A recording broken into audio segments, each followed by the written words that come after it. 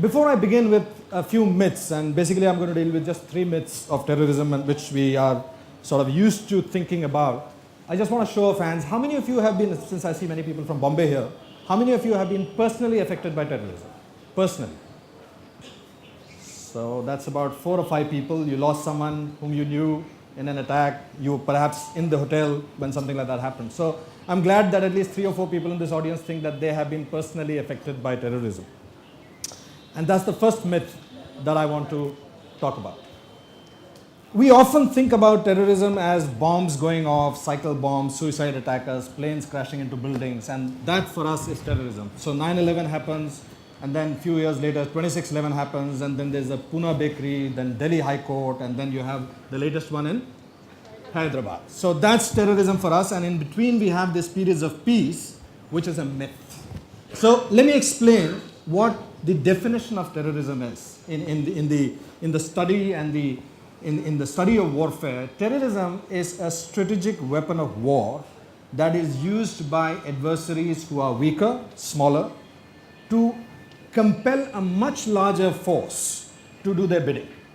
So when the Al-Qaeda successfully manages to get the US out of Afghanistan or Iraq, or the LET makes the Indian government use a very heavy hand in the valley, or a bunch of goons stop the screening of a film by threatening violence, they are all following the same strategy, which is a small numerical group is compelling a much larger group to do their bidding in a way that is far disproportionate to their conventional strength.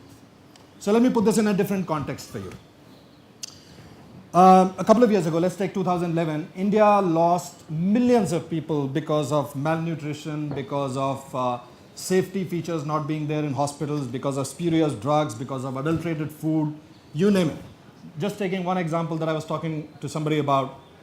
In the year 2011, India lost 1,86,000 lives in road accidents. 1,86,000 lives. That's roughly about 20 per hour. So by the time I finish my talk, 5 more people would be dead because of road accidents. We lost another 500,000 people who were wounded because of road accidents, and the Forbes estimates 2.7% of our GDP was lost in the year 2011 because of road accidents.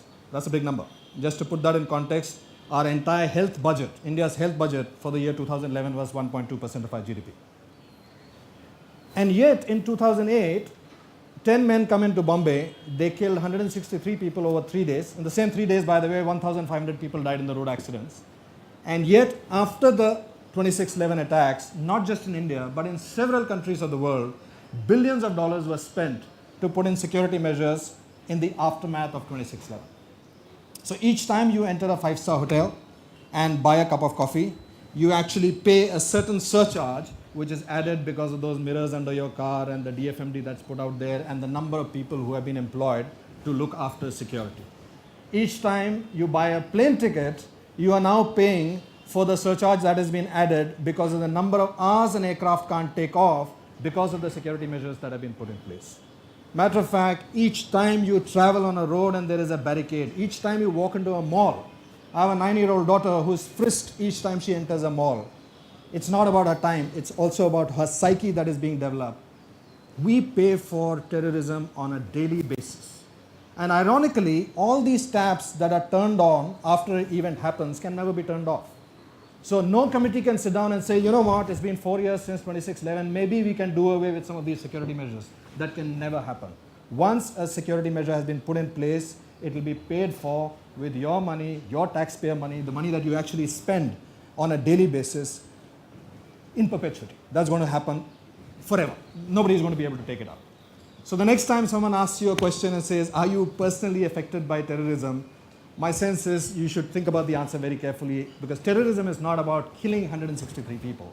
It is about changing the way that you take billions of dollars out from your developmental budget and put it in largely wasteful expenditure, because this is non-productive investment. It is going away from places of education, where hospitals should be built, where education should be taken care of, and a million other things that this money is required for in expenditure that is completely wasteful. The second myth that I want to talk to you about is this phrase that you have heard very often, zero tolerance to terrorism. I'm sure you've heard this phrase. That we want zero tolerance to terrorism. So it's a nice macho statement to make, and leaders have to make this statement because that is the beast.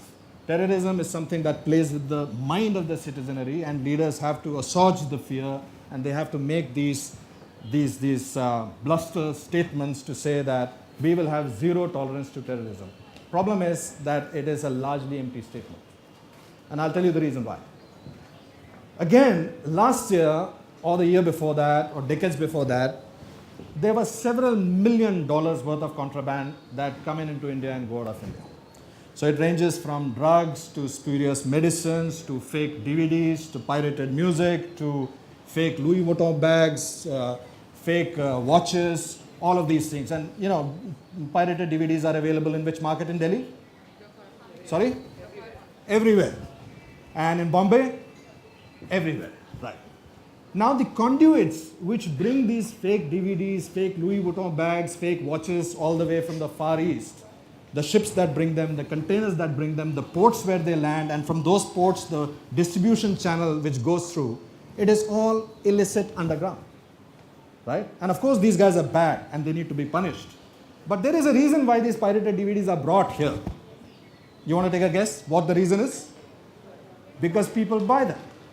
Now this very same conduits, the same channels, the underground channels of distribution, the underground channels of communication, of illegal transfer of funds, of illicit ports, of paid off officials, is the channel through which RDXs can come in, explosives can come in, weapons can come in, and human trafficking can take place.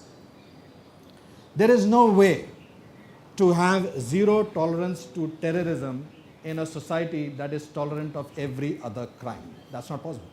There is no way to say that I'm going to create an enclave of clean water in a polluted river. It can't work.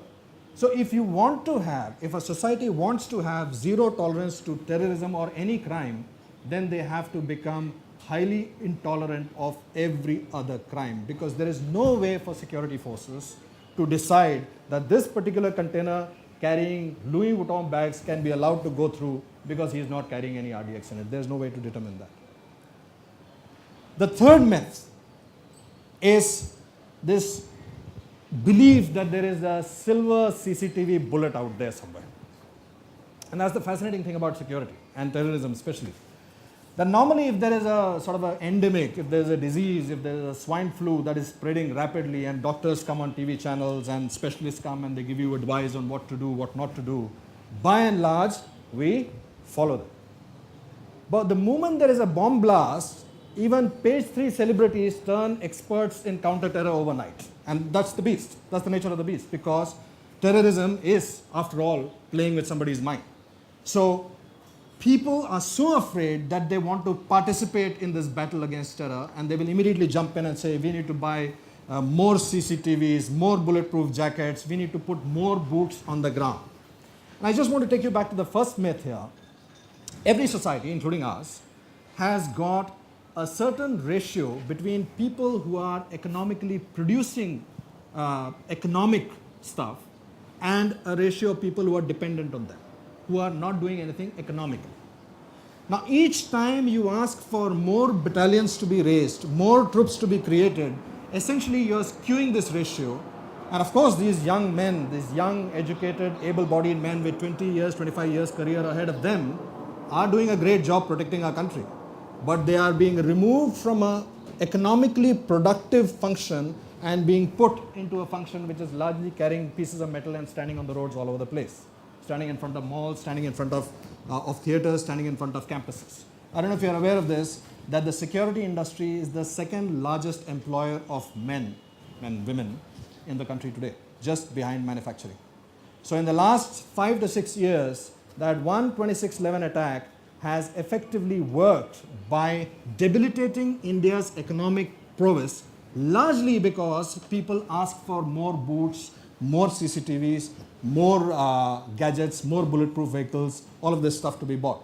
So this myth that somehow by adding more tools and more technology you will solve terrorism is actually that. It's a myth. To think about solving terrorism, to think about understanding terrorism, a good sort of analogy is to think about terrorism as a disease and the society as a patient.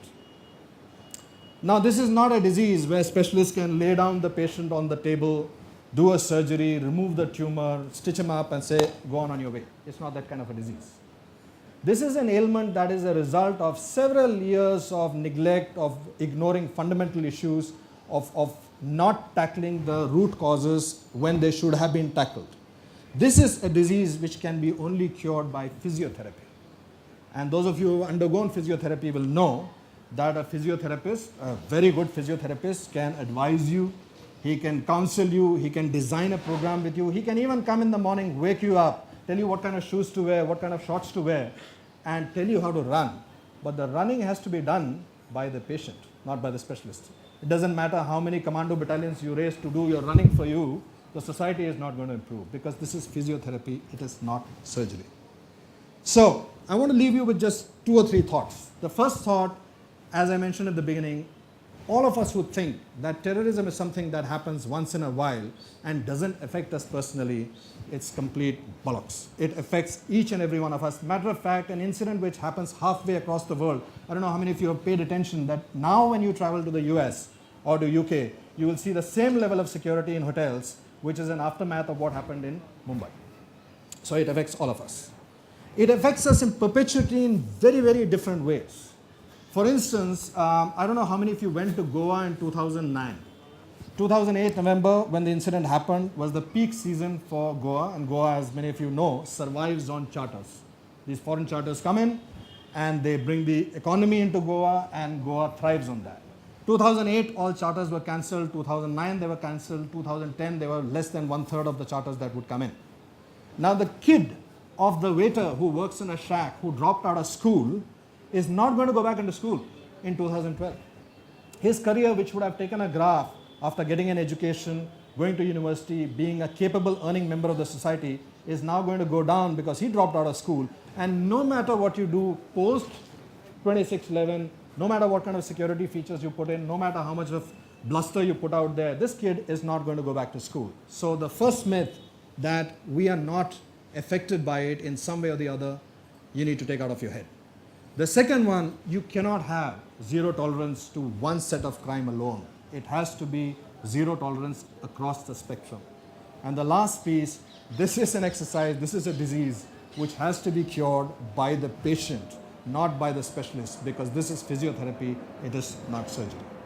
Thank you very much. Thank you.